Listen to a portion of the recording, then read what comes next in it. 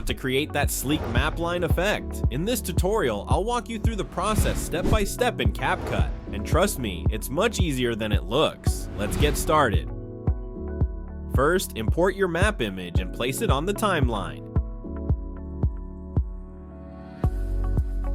Adjust and position it properly within your frame.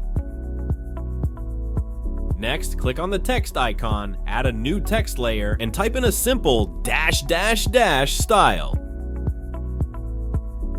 Then click on the curve option, then adjust the text on the map image.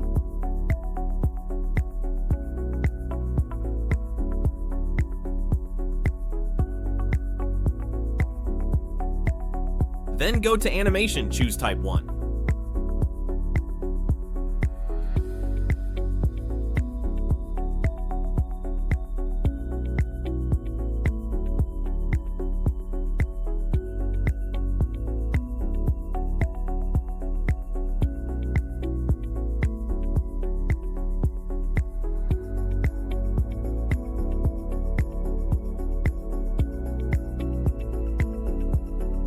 Once you are satisfied, create a compound clip.